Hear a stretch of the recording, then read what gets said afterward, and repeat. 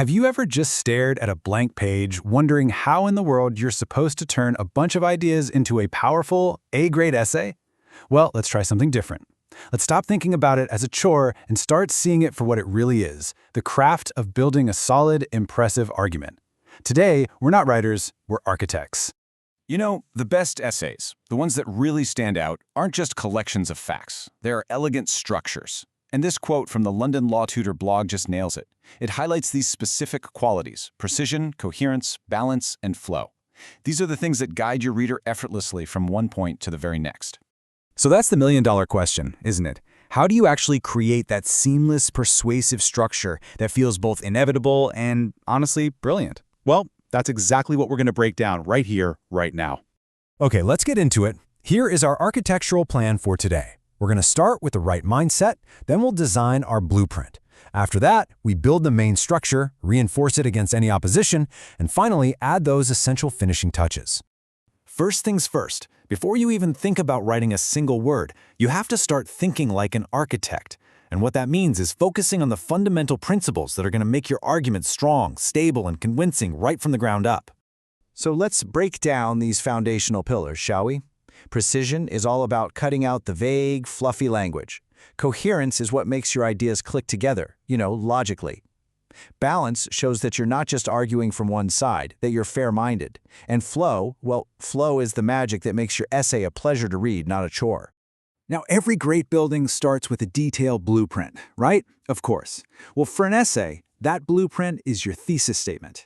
It's that one single, powerful sentence that tells everyone, including yourself, exactly what you're building and why it matters. And the formula is probably simpler than you think. It all starts with your topic. This is basically the piece of land you're building on.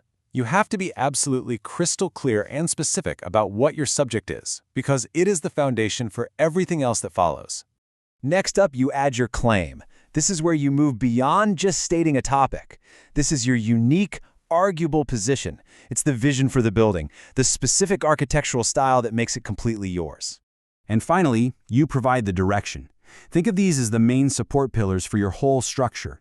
You briefly outline the key points you're going to use to hold up your claim, giving your reader a really clear roadmap of the journey you're about to take them on. So when you combine these three elements, the topic, the claim, and the direction, you get your thesis statement.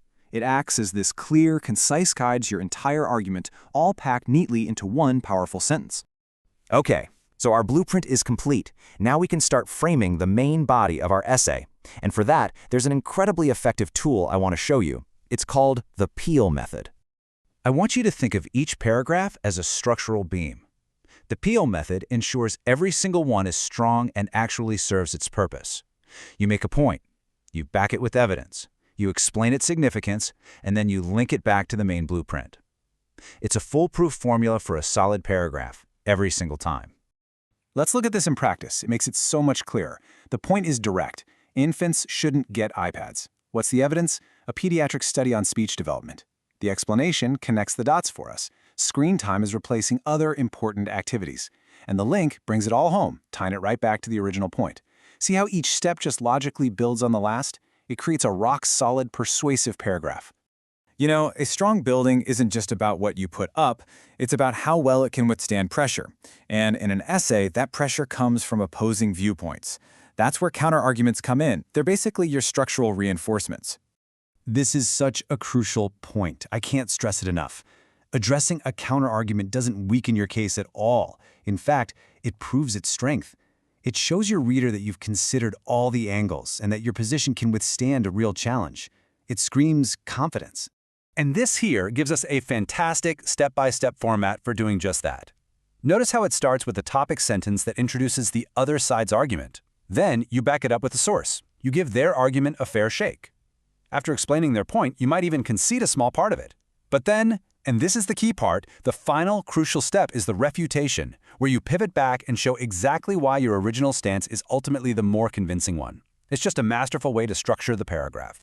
And look, you can choose the right approach for the job. If you want a direct, head-on argument, you use the classical model. If you're dealing with a really polarized topic and you want to find some common ground, the Rogerian model is your best bet. And for those really complex, multifaceted issues, the Toolman model helps you dissect the argument piece by piece. It's all about picking the right tool for the build.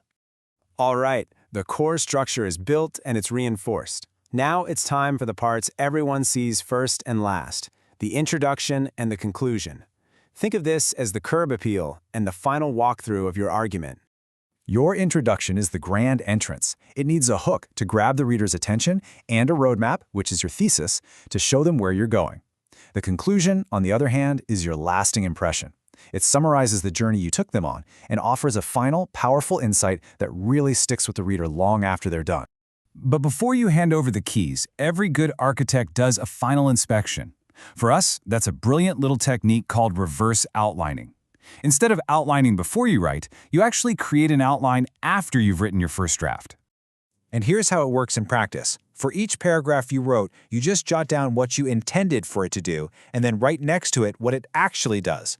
This simple check makes sure that every single part of your essay is pulling its weight and supporting your thesis. It's the perfect way to find and fix any weak spots in your structure before anyone else sees them. So, let's do a quick recap of the essential tools in your new kit. You start with a solid thesis for your blueprint.